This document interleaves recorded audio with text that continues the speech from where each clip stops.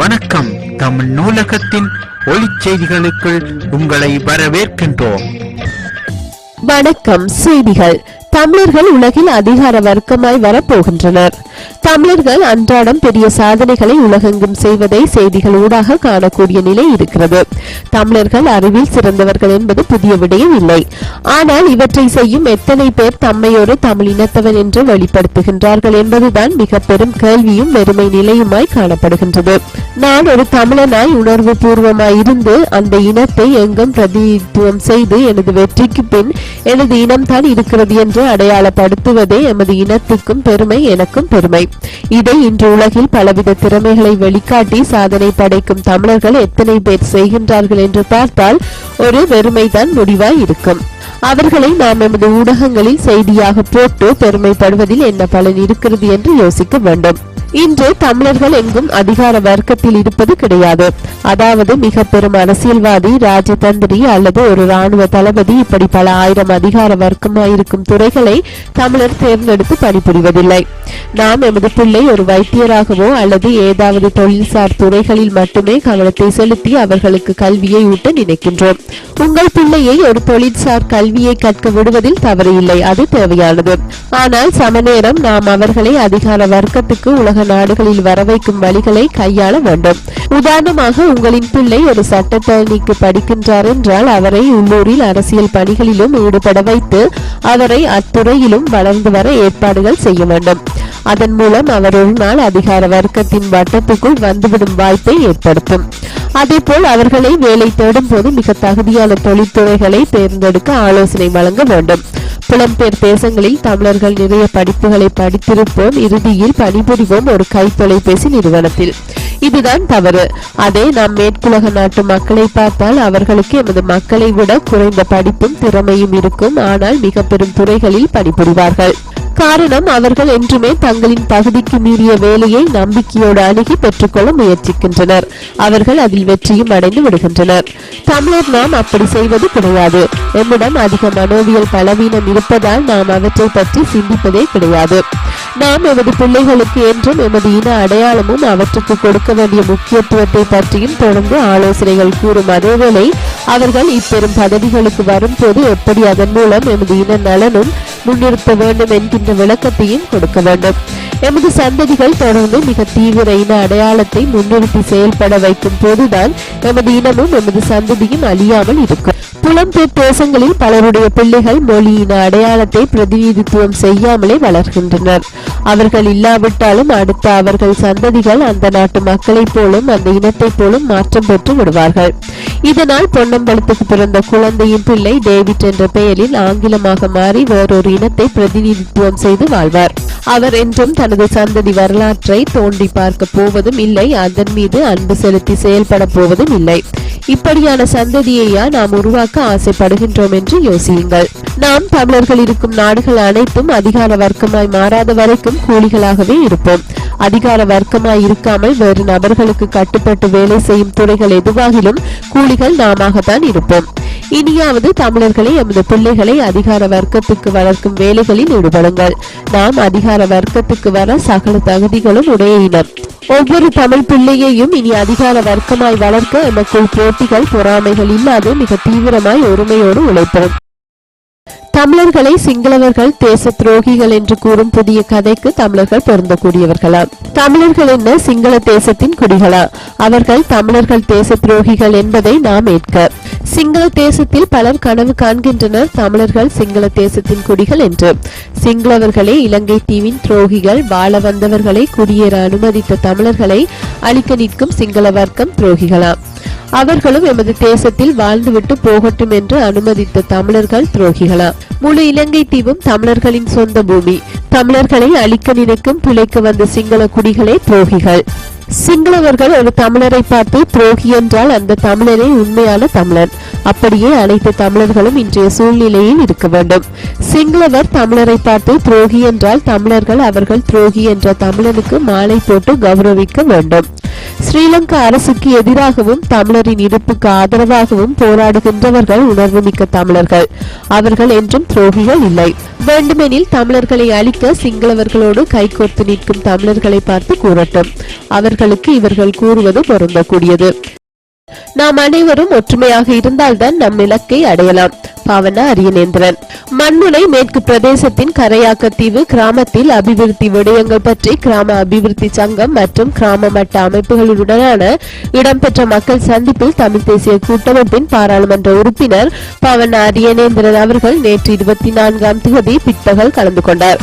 இதன்போது வாசகசாலை கட்டடம் அமைத்தல், பாடசாலை சுற்றுமதில் சுவர் அமைத்தல் மற்றும் ஏனைய சில அபிவிருத்தி திட்டங்கள் பற்றி மக்கள் பிரதிநிதிகளால் முன்வைக்கப்பட்டது. இதற்கு பாராளுமன்ற உறுப்பினர் பாவனா அரியநேந்திரன் அவர்களால் முதற்கட்டமாக தனது வரவு செலவு திட்ட நிதியிலிருந்து பாடசாலை மதில் சுவரின் பகுதியை அமைத்து தருவதாக கூறினார். இந்நிகழ்வில் பங்கேற்ற பாராளுமன்ற உறுப்பினர் மக்கள் மத்தியில் கூறுகையில், நான் அல்லது எனது கட்சியோ உங்கள் கிராமங்களுக்கு உதவிகள் செய்கின்றார்கள் என்பதற்காக மட்டும் நம்மை ஆதரிக்க தேவையில்லை. அந்த எண்ணம் தமிழர்களுக்கு இருக்கக்கூடாது. அபிவிருத்தி என்பதை யாராலும் செய்யலாம். நாங்கள் இழந்த இனம் பல தியாகங்களை செய்த இனம், அதேபோல் இந்த இடமும் பல தியாகங்களை செய்த நிலம். நாம் அனைவரும் ஒற்றுமையாக இருந்தால்தான் நம் இலக்கை அடையலாம். ஒற்றுமையே பலம் என்ற எண்ணம் நம் அனைவருக்கும் இருக்க வேண்டும் என கூறினார். கடந்த ஆண்டிலும் இக்கிராமத்திற்கு தனது வரவு செலவு திட்ட நிதியிலிருந்து நிதி ஒதுக்கியிருந்ததாகவும் கிராம மக்களால் நன்றியுடன் தெரிவிக்கப்பட்டது. வடமாகாண சபையில் நல்லாட்சிக்கான தத்துவம் எங்கே? வடமாகாண சபை உறுப்பினர்களால் சபை அமர்வுக்கு கொண்டுவரப்பட உள்ள பிரேரணைகளை 10 நாட்களுக்கு முன்னரே தணிக்கைக்கு அனுப்பி வைக்க வேண்டும் என்பதும், இந்த நடைமுறையால் மாகாண சபை உறுப்பினர்கள் கடும் விசனமும் அதிருப்தியும் அடைந்திருப்பதும் உங்கள் யாவருக்கும் தெரிந்தது. இலங்கை தீவில் வேறெந்த மாகாண சபைகளிலும் இல்லாத இந்த தணிக்கை நடைமுறை வடமாகாண சபையில் மட்டும் நடைமுறைப்படுத்தப்படுவது கடும் அதிர்வலைகளை உண்டு பண்ணியுள்ளது. குறித்த தணிக்கை நடைமுறையால் தமிழின படுகொலை புரிந்த ஸ்ரீலங்கா அரசுக்கு எதிராக கொண்டுவரப்பட்ட பல பிரேரணைகள் நிராகரிக்கப்பட்டுள்ளன. சில பிரேரணைகள் அப்பிரேரணைகளின் வீரியம் மழுங்கடிக்கப்பட்டு சபையில் உப்புச்சப்பில்லாமல் முன்வைக்கப்படுவதற்கு அனுமதி அளிக்கப்பட்டிருந்தது. இதிலிருந்து வேறு எந்த மாகாண சபை அலகுகளிலும் இல்லாத ஒரு வகை புதுவித பழக்கத்தை வடமாகாண சபைக்குள் மட்டும் கடைபிடிக்குமாறு கூறுகின்றவர்கள் யாரை திருப்திப்படுத்துவதற்காக, யாரை காப்பாற்றுவதற்காக இந்த நடைமுறையை பின்பற்றுகிறார்கள், மற்றவர்களையும் பின்பற்றுமாறு திணிக்கிறார்கள் என்பதை உங்கள் எல்லோராலும் ஊகித்துக் கொள்ள முடியும். இந்நிலையில் ஜெனீவாவுக்கு நன்றியா வேண்டவே வேண்டாம். எதிர்வரும் 28/4/2014 ஆண்டு கூடவுள்ள வடமாகாண சபையின் அமர்வில் ஜெனீவாவில் ஸ்ரீலங்கா அரசுக்கு எதிராக தீர்மானம் நிறைவேற்றுவதற்கு ஆதரவு தெரிவித்த நாடுகளுக்கு நன்றி தெரிவித்தும், தமிழ் இளைஞர் யுவதிகளை கட்டாயப்படுத்தி ராணுவ சேவையில் இணைப்பதற்கு எதிர்ப்பு தெரிவித்தும் கொண்டுவரப்படவிருந்த பிரேரணைகளையும் CVK சிவஞானம் ஏற்க மறுத்துள்ளார். 2 பிரேரணைகளில் ஒன்று முல்லைத்தீவு மாவட்ட மாகாண சபை உறுப்பினர் VN கனகசுந்தர சுவாமியால் கொண்டுவரப்படவிருந்தது. அவர் தனது பிரேரணை முன்மொழிவில் முல்லைத்தீவு மாவட்டத்தில் சுகாதார திணைக்களங்களின் நிர்வாக சீர்குலைவுகளால் ஏற்பட்டுள்ள சுகாதார சீர்கேடுகள் சம்பந்தமாகவும், சுகாதார சேவைகள் ஸ்தம்பிதம் அடைந்துள்ள போதிலும் சுகாதாரத்துறை அமைச்சுடன் தொடர்புடைய உயர் அதிகாரிகள் அங்கு நேரில் விஜயம் செய்து நிலைமைகளை கண்காணித்து தீர்வை பெற்றுக் கொடுப்பதில் காட்டும் அசம்பந்த போக்குக்கு எதிராகவும் கண்டன பிரேரணையை கொண்டுவரவிருந்தார். இந்த விடயம் தொடர்பில் வடக்கு பிராந்திய அரசியல் ஆய்வு மையம் ஒன்றின் பொறுப்பு வாய்ந்த அதிகாரி ஒருவர் கருத்து கூறுகையில், மாகாண சபையும் அதனை பிரதிநிதித்துவம் படுத்துபவர்களும் யாருக்கில்லாவிட்டாலும் வாக்களித்த மக்களுக்காவது முதலில் வெளிப்படை தன்மைகளுடன் செயல்பட வேண்டும். ஸ்ரீலங்கா அரசின் ஜனநாயக விரோத போக்குகளுக்கு எதிராக போராடுவதாகவும், ஜனநாயக மறுப்பு சம்பவங்களுக்கு எதிராக குரல் எழுப்புவதாகவும் தமிழர் தரப்புகள் கூறிக்கொண்டிருக்குமாயின் இங்கு மிகப்பெரிய முரண்பாடு உள்ளது. இந்த விவகாரத்தை வடக்கில் உள்ள அரசியலாளர்கள் எப்படி கையாளப் போகின்றார்கள் என்பதை நாங்கள் கூர்ந்து கண்காணிக்கின்றோம். பொதுமக்கள் நலன் சார்ந்தும் நீதி கேட்டும் மாகாண சபை உறுப்பினர்களால் கொண்டுவரப்படவிருந்த பிரேரணைகளை அவைத்தலைவர் CVK சிவஞானம் தடுத்து நிறுத்தியிருப்பதானது சமரசம் செய்வது போல தெரிகிறது என்றார். போரின் போது தமிழ் பெண்கள் மீது பாலியல் வன்முறை ஸ்ரீலங்கா பொறுப்பு கூற வேண்டும் ஐநா சபை. இலங்கை தீவின் இறுதிப் போரின் போது தமிழ் பெண்கள் மீது மேற்கொள்ளப்பட்ட பாலியல் வன்முறைகள் தொடர்பில் ஐக்கிய நாடுகள் சபை தீவிரமான அவதானத்தை செலுத்தி வருகிறது. இந்த விடயத்தில் தமிழீழ ஆக்கிரமிப்பு மற்றும் தமிழின அழிப்பு ஸ்ரீலங்கா தமது பொறுப்பு கூறலை உறுதிப்படுத்த வேண்டும் என்று ஐக்கிய நாடுகள் சபை எதிர்பார்ப்பதாக போரின் போது பெண்களுக்கு எதிராக மேற்கொள்ளப்படும் பாலியல் வன்முறைகள் தொடர்பான ஐக்கிய நாடுகளின் சிறப்பு பிரதிநிதி பங்குரா தெரிவித்துள்ளார். ஐக்கிய நாடுகள் சபையின் செய்தியாளர் சந்திப்பு நேற்று இடம்பெற்ற போது இன்னர் சிட்டி பிரஸ் எழுப்பிய கேள்விக்கு பதிலளிக்கையிலேயே பங்குரா இந்த கருத்தை வெளியிட்டார். இலங்கை போரின் போது தமிழ் பெண்கள் இலக்கு வைத்து பாலியல் வன்முறைக்கு உள்ளாக்கப்பட்டமை கொடுமையான செயல். இது தொடர்பில் ஐக்கிய நாடுகளின் ஸ்ரீலங்காவுக்கான வதிவிட பிரதிநிதி பாலித்த கோகனவிடம் விரிவாக கலந்துரையாடியுள்ளதாக பங்குரா குறிப்பிட்டார். இந்த விடயத்தில் ஸ்ரீலங்காவின் பொறுப்புக்கூறலை இதன்போது வலியுறுத்தியுள்ளதாக பங்குரா தெரிவித்தார். இந்நிலையில் இறுதிப் போர் தொடர்பாக சட்டத்தரணி யஸ்மின் சுக்கா வெளியிட்டுள்ள அறிக்கை தொடர்பில் அவரை நியூயோர்க்குக்கு அழைத்து விவரங்களை அறியவுள்ளதாகவும் பங்குரா குறிப்பிட்டார். சுக்காவின் அறிக்கையில் போரின் போது தமிழ் பெண்கள் பாதிக்கப்பட்டமை குறித்து விரிவான தகவல்கள் உள்ளடக்கப்பட்டிருந்தன. மன்னார் நீதிமன்றத்திற்கு பயணிகள் பேருந்தில் ஏற்றி வரப்பட்ட கைதிகள் வேடிக்கை பார்த்த மக்கள். விசாரணைக்காக வவுனியா சிறைச்சாலையில் தடுத்து வைக்கப்பட்டிருந்த சந்தேக நபர்கள் கையில் விலங்கு மாட்டப்பட்ட நிலையில் தனியார் பயணிகள் பேருந்தில் பயணிகளுடன் அழைத்து வரப்பட்ட சம்பவம் ஒன்று நேற்று மன்னாரில் இடம்பெற்றுள்ளது. இச்சம்பவம் தொடர்பாக மேலும் தெரிய வருகையில் மன்னார் நீதிமன்றத்தின் உத்தரவிற்கமைவாக வவுனியா சிறைச்சாலையில் தடுத்து வைக்கப்பட்டுள்ள சந்தேக நபர்களை மீண்டும் வழக்கு விசாரணைக்காக நேற்றைய தினம் வவுனியா சிறைச்சாலையில் இருந்து மன்னார் நீதிமன்றத்திற்கு அழைத்து வரப்பட்டனர். கைதிகளுக்கென சிறைச்சாலை வாகனங்கள் உள்ள நிலையிலும் நேற்றைய தினம் குறித்த சந்தேக நபர்களான கைதிகள் வவுனியா சிறைச்சாலையில் இருந்து பயணிகளுடன் தனியார் பேருந்து ஒன்றில் அழைத்து வரப்பட்டுள்ளனர். கையில் விலங்கு மாட்டப்பட்ட நிலையில் பயணிகளுடன் ஏற்றி வரப்பட்டமை அந்த சந்தேக நபர்களை அவமானப்படுத்தும் சம்பவமாக காணக்கூடியதாக இருந்தது. சிறு குற்றம் செய்தவர்கள் முதல் அனைவரும் இவ்வாறு மக்களுடன் ஏற்றி வரப்பட்டுள்ளனர்.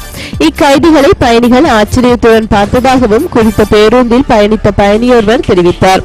எனவே கைதிகளை சிறைச்சாலை வாகனங்களில் ஏற்றி அவர்களுக்கு உரிய கௌரவத்தை கொடுக்க வேண்டும் என மக்கள் உரிய அதிகாரிகளிடம் கோரிக்கை விடுத்துள்ளனர். கோப்பாயினில் பொதுமக்கள் காணியில் மீண்டும் பாரிய படைபலம். யாழ் மாவட்டத்தில் படை முகாம்கள் மற்றும் காவலரன்கள் மூடப்படுவதாக பிரச்சாரம் செய்து வந்த ராணுவ தளபதி மேஜர் ஜெனரல் உதய பெரேரா மறுபுறம் மக்கள் குடியிருப்புகளிடையே பெரிய முகாம்களை அமைக்கும் நடவடிக்கையை தொடர்ந்து முன்னெடுத்து வருவதாக குற்றச்சாட்டுகள் முன்வைக்கப்பட்டுள்ளது. அவ்வகையில் கோப்பாய் கைத்தடி வீதியில் கோப்பாய் சந்திக்கு அண்மையில் பொதுமக்களுக்கு சொந்தமான 64 பரப்பு காணியில் ராணுவத்தினருக்கு நிரந்தர முகாம் ஒன்றை அமைக்கும் பணி ஆரம்பிக்கப்பட்டுள்ளது. கோப்பாய் கைத்தடி வீதியில் கோப்பாய் சந்திக்கு அண்மையில் 2000ஆம் ஆண்டு ராணுவ முகாம் அமைக்கப்பட்டது.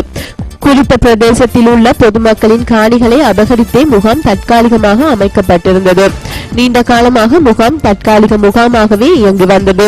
இந்த நிலையில் குறித்த ராணுவ முகாமை நிரந்தரமாக அங்கேயே அமைக்கும் நடவடிக்கைகள் தற்போது முடுக்கிவிடப்பட்டுள்ளது. குறித்த பகுதியை கனரக ராணுவ வாகனங்களை பயன்படுத்தி துப்புரவு செய்துள்ள ராணுவத்தினர் அதில் நிரந்தர ராணுவ முகாமை அமைக்கும் நடவடிக்கையில் ஈடுபட்டுள்ளனர். ராணுவத்தினர் முகாம் அமைத்துள்ள 64 பரப்பு காணியும் தனியாருக்கு சொந்தமானது என்று பிரதேச செயலக வட்டாரங்கள் தெரிவித்தன. 7 பேர் விடுதலையில் மீண்டும் தாமதம். தமிழர்கள் பலரை கொன்றொழிக்க முக்கிய காரணமாக இருந்த தமிழ்நாட்டு ஆக்கிரமிப்பு மற்றும் தமிழின் அழிப்பு இந்திய முன்னாள் பிரதமர் ராஜீவ்காந்தி கொலை வழக்கில் பேரறிவாளன் உட்பட 7 பேரின் விடுதலைக்கு எதிராக வழக்கின் விசாரணையை அரசியல் சாசன அமர்வுக்கு மாற்றம் செய்து உச்சநீதிமன்றம் திடீரென உத்தரவிட்டுள்ளது. முன்னாள் பிரதமர் ராஜீவ்காந்தி கொலை வழக்கில் முருகன், சாந்தன், பேரறிவாளன் ஆகியோரின் தூக்கு தண்டனையை மாசி 18ஆம் தேதி உச்சநீதிமன்றம் ரத்து செய்தது. இந்த 3 பேர் உட்பட வழக்கில் ஆயுள் தண்டனை அனுபவித்து வரும் நளினி உட்பட 4 பேரையும் விடுவிப்பது தொடர்பாக தமிழக அரசு தனது அதிகாரத்திற்குட்பட்டு முடிவெடுக்கலாம் என்றும் உச்சநீதிமன்றம் கூறியிருந்தது. இதையடுத்து இந்த 7 பேரையும் விடுவிக்க முடிவு செய்து தமிழக சட்டப்பேரவையில் தீர்மானம் நிறைவேற்றப்பட்டது. இந்த முடிவை எதிர்த்து மத்திய அரசு உச்சநீதிமன்றத்தில் மனு தாக்கல் செய்துள்ளது. இந்த மனுவை விசாரணைக்கு ஏற்றுக்கொண்ட உச்சநீதிமன்றம் கடந்த மாசி 20ஆம் தேதி அன்று முருகன், சாந்தன், பேரறிவாளன், நளினி, ராபர்ட் பயாஸ், ஜெயக்குமார், ரவிச்சந்திரன் ஆகியோரின் விடுதலைக்கு இடைக்கால தடை விதித்து உத்தரவு பிறப்பித்தது. இந்த மனு மீதான விசாரணை உச்சநீதிமன்ற தலைமை நீதிபதி பீனா சதாசிவம் தலைமையிலான குழு முன்பு நடைபெற்றது. இதில் அனைத்து தரப்பு வாதங்களும் கடந்த பங்குனி 27ஆம் தேதி அன்று முடிவடைந்து தேதி குறிப்பிடாமல் தீர்ப்பு ஒத்திவைக்கப்பட்ட நிலையில் இன்று தீர்ப்பு அளிக்கப்படும் என்று உச்சநீதிமன்ற தலைமை நீதிபதி சதாசிவம் அண்மையில் தெரிவித்திருந்தார்.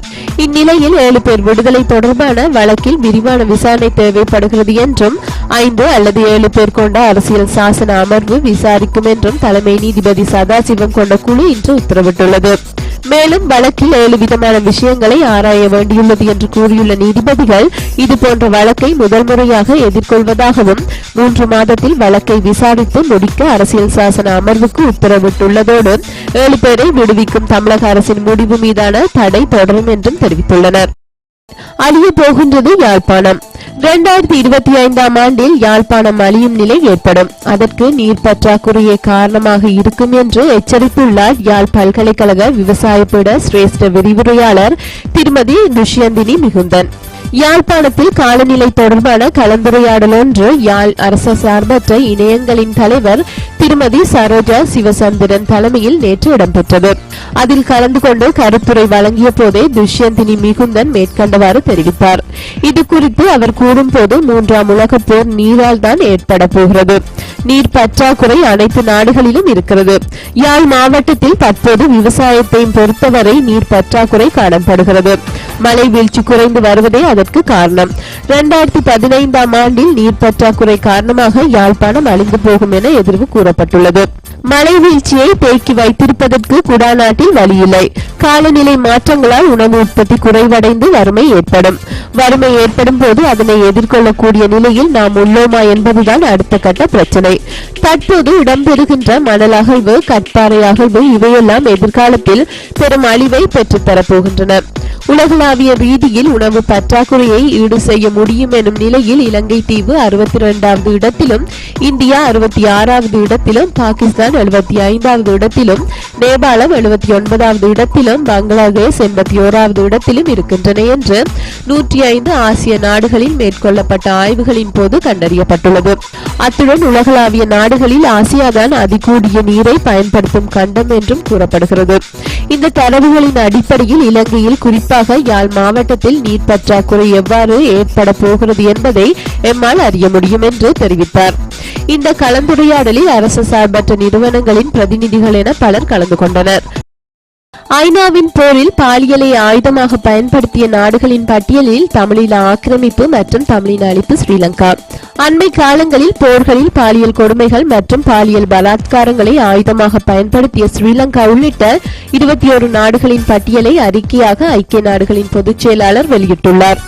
ஐரோப்பா, ஆசியா, ஆப்பிரிக்கா, தென் அமெரிக்கா, மத்திய கிழக்கு ஆகிய நாடுகளில் நடந்த மோதல்களில் பாலியல் வன்முறைகள் நடந்துள்ளன. இது தொடர்பான ஐநா பொதுச் செயலாளரின் சிறப்பு பிரதிநிதி சனா பாவா பங்குரா தெரிவித்துள்ளார். போராட்ட குழுவினர், ஆயுத குழுவினர் மற்றும் ராணுவத்தினர் என 34 ஆயுத குழுக்கள் மோதல் சூழலில் பாலியல் பலாத்காரம் மற்றும் பாலியல் வன்முறைகளில் ஈடுபட்டுள்ளனர்.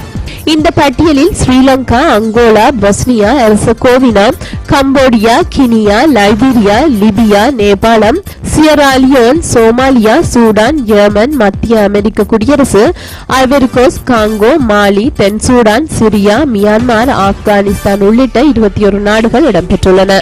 நன்றி, வணக்கம்.